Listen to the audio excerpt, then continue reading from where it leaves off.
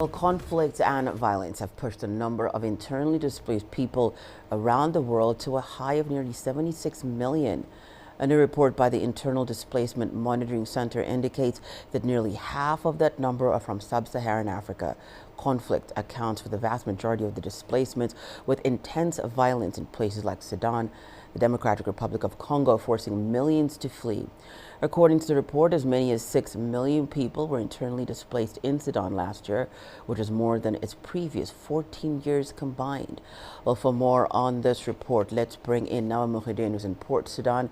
Christopher Chamringa is in Kinshasa, the DRC. Let's start with you in Port Sudan.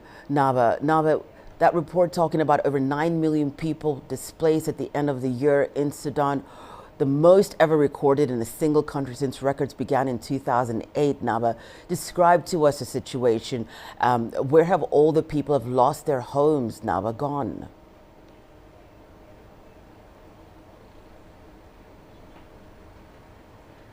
Yes, Hannah, actually the number of displaced people is believed to be higher than this. So there is some reports talking about 10.7 million Sudanese people have been whether displaced, internally displaced, or crossed to neighboring countries. One of the options for millions of Sudanese people is neighboring Egypt, Libya, Central African Republic, Chad, Ethiopia, and South Sudan. So, but the majority of people who were displaced by the war are internally displaced people in the safe region, which is now represents only 40% of the Sudanese lands. So the majority of displaced people are internally displaced people, and it was described as the world's largest scale displacement crisis globally.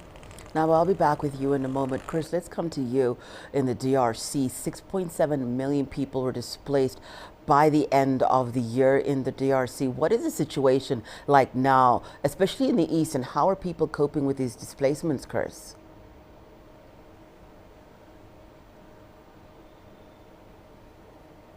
Yes, Hannah, according to the United Nations Office for the Coordination of Humanitarian Affairs, the number of displaced people in the DRC has risen to 7.2 million. And they're saying that that figure is increasing constantly because of the ongoing conflict in eastern DRC. In the DRC, we have had the number which is the second highest in Africa after Sudan. Now, a senior UN official who visited some of the displaced people's camps in eastern DRC said that the armed conflict there has reached new heights and has created the worst humanitarian crisis in the DRC since 2003. Many of the people who have been displaced are living in crowded camps. They lack adequate supplies of food, water, shelter, medicine, and so it's a very desperate situation for them. Many of them are already traumatized by what happened. There have been constant cases of reports of violations of human rights, international humanitarian law by the combatants, the rebels, and some of the militia who were fighting alongside the government. And so the situation is really bad. Some of these people have resorted to begging, and others, especially girls and women, have been engaged in transactional sex to survive.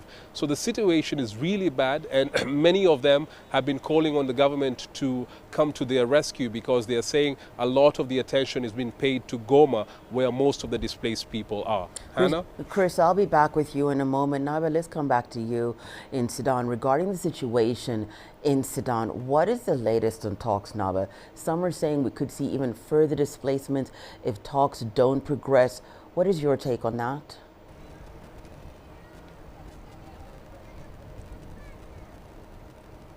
Actually, Hannah, whenever there is news about talks and some sources confirm that there is ongoing talks, indirect talks in Manama, we are seeing in the reality escalation and more fighting in different fronts of the country. So people right now, Hannah, are not trusting the two warring parties, and they think they are seeing only escalation, so they think the two warring parties are pursuing a military victory, are not pursuing any political or comprehensive resolution or even humanitarian ceasefire. So people right now are frustrated and they are leaving the country in large numbers. If if you see people here in Port Sudan, where I'm staying right now, you will definitely think that the crisis just happened yesterday. People are fleeing in large numbers every day from Sudan because the situation is really bad.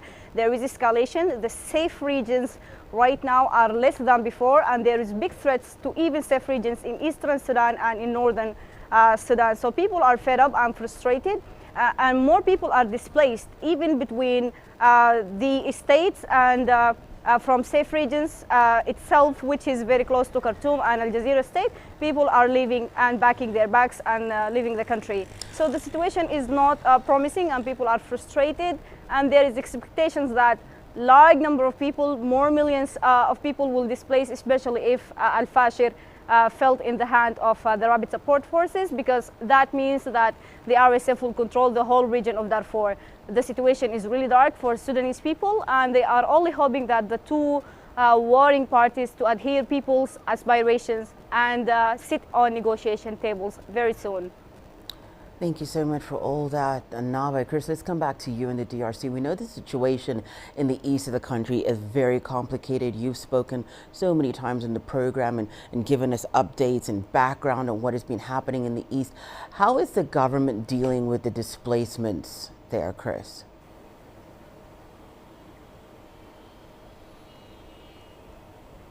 So last year, the DRC government announced that it was going to release money to buy food, medicine, and material for shelter for the people who are displaced in the DRC.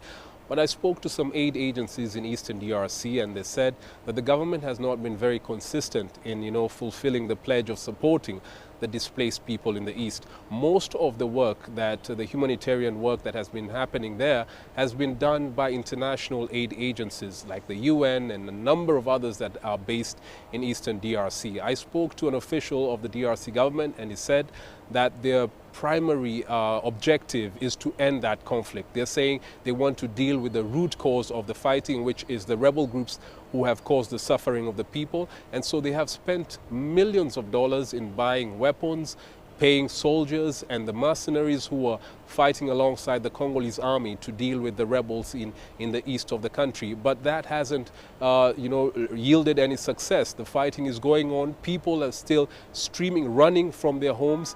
And these international aid agencies are overwhelmed because of the numerous conflicts around the globe, the Ukrainian crisis, the situation in Gaza and Sudan, and a number of other conflicts around the world. So they have been calling on donors to increase the support, but they haven't got that support yet. So the situation is really terrible, and there seems to be no end in sight because diplomatic efforts to end the conflicts have not yielded results. Hannah?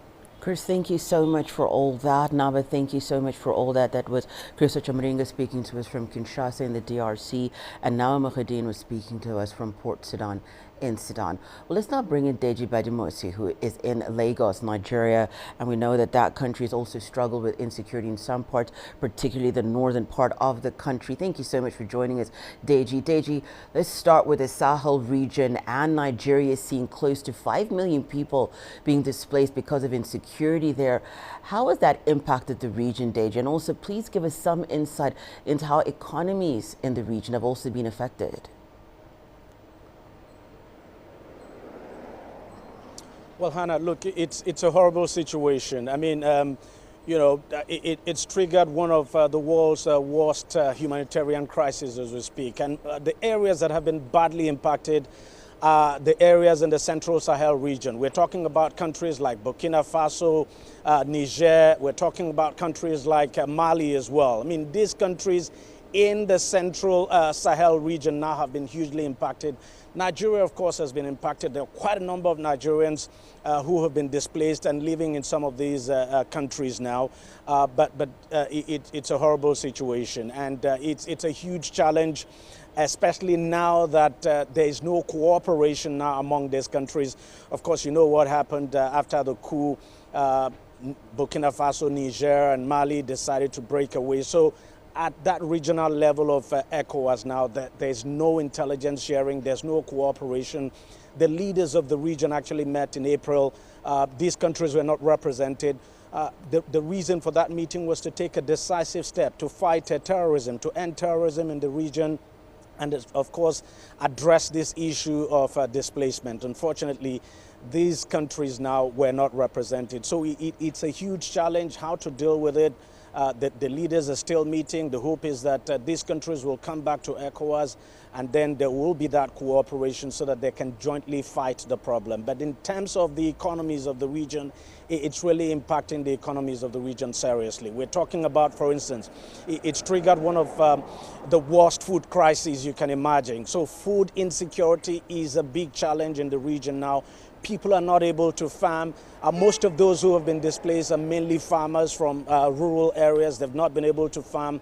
And it's the reason why, for instance, in Nigeria, food inflation is at record level. So it's a huge problem. And but without the